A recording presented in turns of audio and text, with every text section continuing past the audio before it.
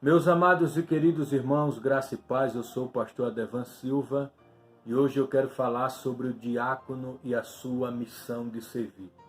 Quero fazer isso à luz de Atos capítulo 6, versículo 1 a 7. O diácono e a sua missão de servir. A palavra diácono vem de uma palavra grega diáconos, e essa expressão aparece cerca de 30 vezes no Novo Testamento. Palavra semelhante é diaconeor, que significa servir ou ministrar. Diácono é um atendente, um servo, um garçom.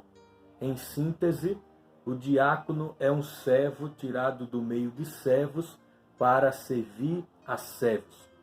Porém, precisamos entender que há o ofício, o ministério de diácono, onde pessoas são separadas para servir, e a diaconia, onde todos devem servir.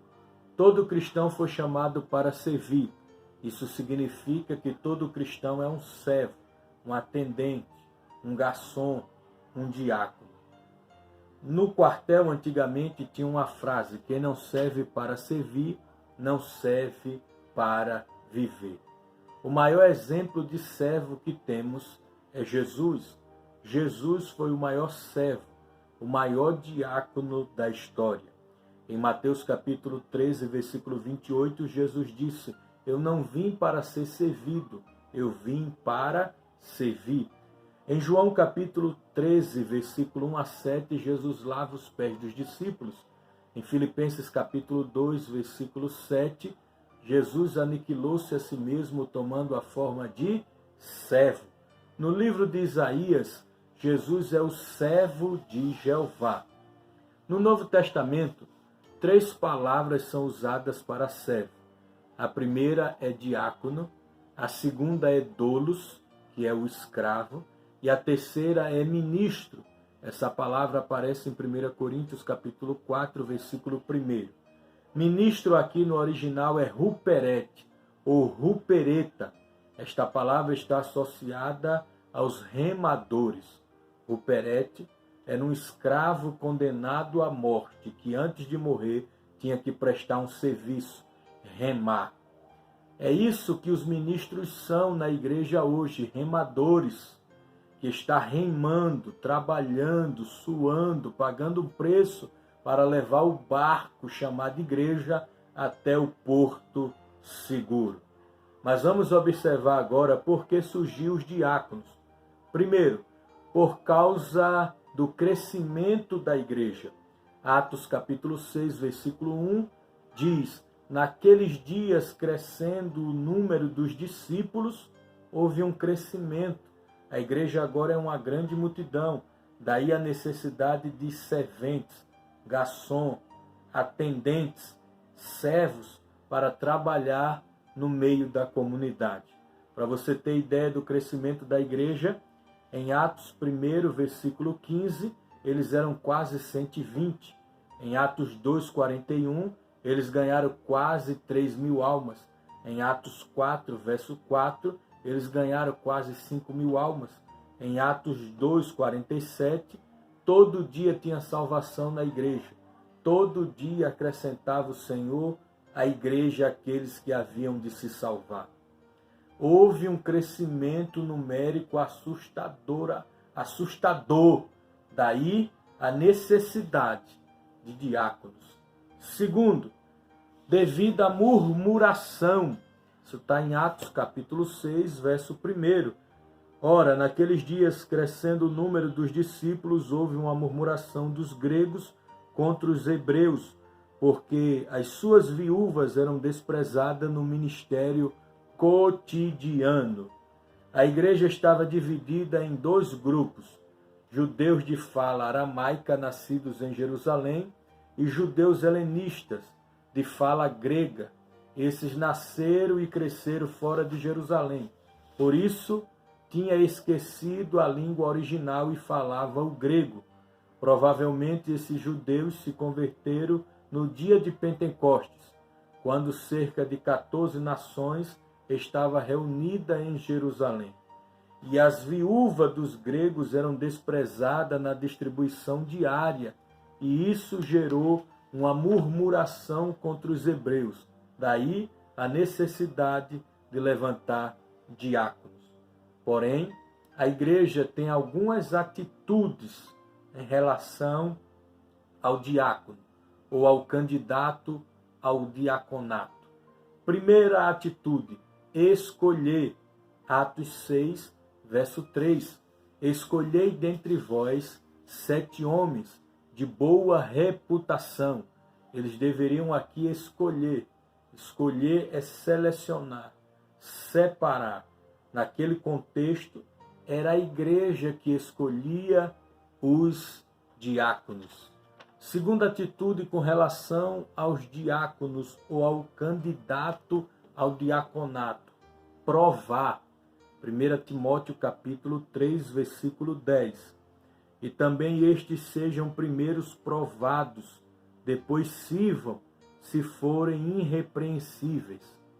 Então a igreja tinha que provar. Paulo não mostra que tipo de prova ou teste deve ser feito com o diácono, mas, no mínimo, deve ser examinado a vida pessoal, a reputação, a posição teológica do candidato e o histórico de serviço dele na igreja. Precisamos entender que ninguém é separado para trabalhar. É separado porque já está trabalhando. Então, qual é o histórico dele na igreja? Eu não posso separar uma pessoa que chegou aqui ontem, até porque alguns ministérios adotam o princípio de 2 anos para alguém ser separado na igreja. Então, em muitos ministérios, para alguém ser separado na igreja, tem que ter 2 anos naquela comunidade. Porque tem que examinar o histórico de serviço dele na igreja. Outra coisa, outra atitude, observe a vida do diácono. 1 Timóteo capítulo 3, versículo 2.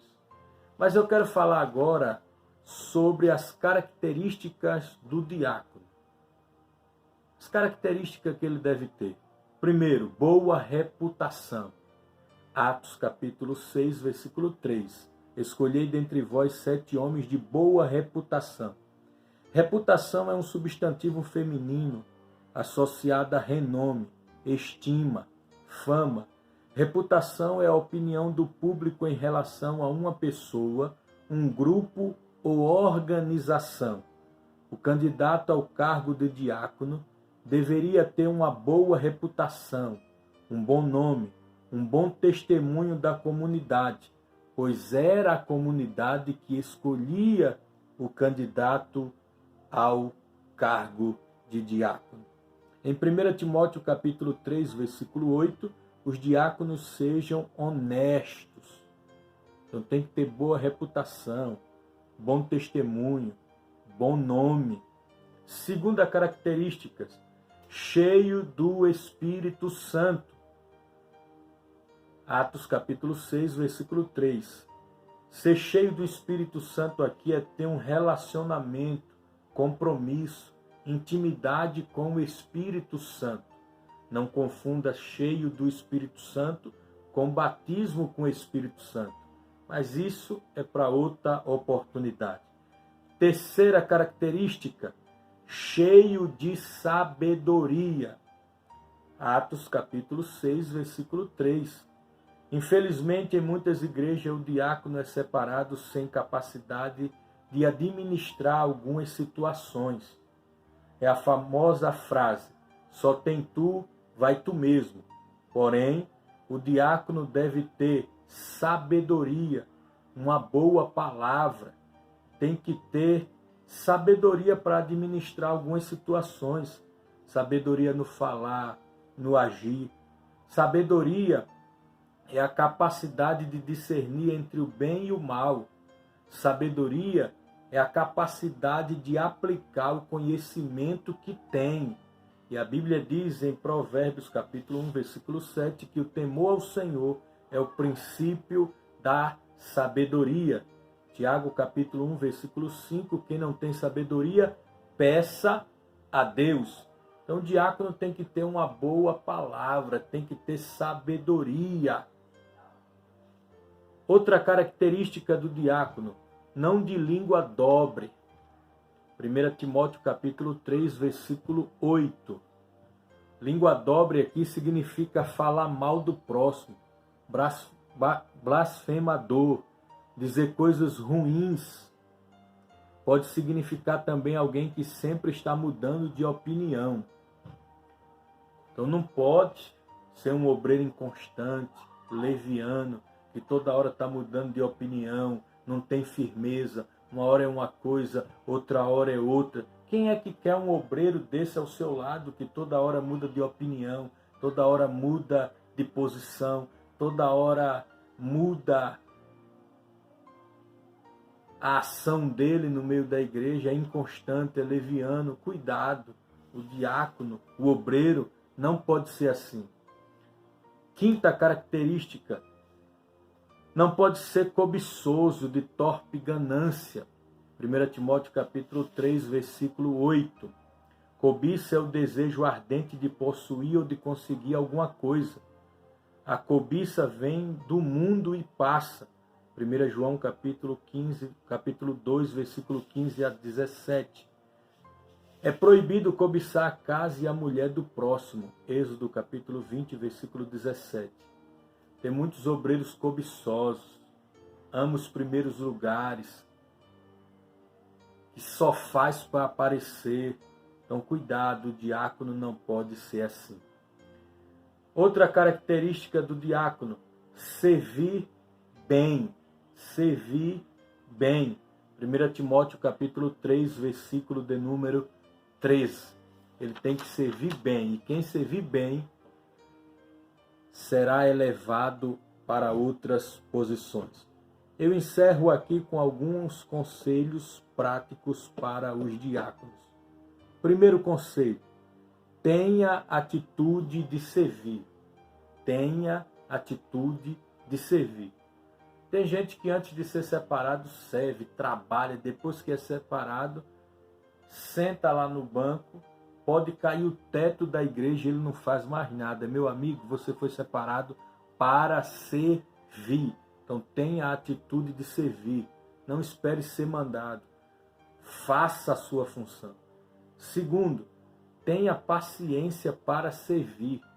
Seja paciente, nada de afobação. Faça com tranquilidade. Trate todo mundo bem na igreja. Terceiro, honre a sua função. Honre aquilo que Deus te deu. Honre aquilo que a igreja confiou a você. Quarto, lembre-se que a igreja tem pastor, tem obreiros, tem diáconos, que antes de ser separado é uma bênção. Ele honra o pastor, ele honra o ministério, ele honra a igreja. Depois que é separado, misericórdia. Ele é uma pedra no sapato do pastor. Então honre o seu pastor. Honre aquele que estendeu a mão para você. Lembre-se que a igreja tem um pastor, que ali você está submisso. O pastor é que é o responsável pelo rebanho. Quinto conselho para os diáconos. Ande com água para apagar o fogo da contenda e não com gasolina. Ande com água, meu irmão, para apagar o fogo da contenda e não com gasolina. Às vezes está se formando ali uma pequena labareda, o diácono vem, joga um galão de gasolina, incendeia tudo, destrói tudo, acaba com tudo. Então tenha cuidado. Ande com água para apagar o fogo da contenda. Amém? Meus irmãos, aí está uma síntese acerca do diácono. Por que surgiu o diácono? Qual a atitude da igreja com relação ao diácono e as características do diácono. Deus te abençoe e até a próxima em nome de Jesus.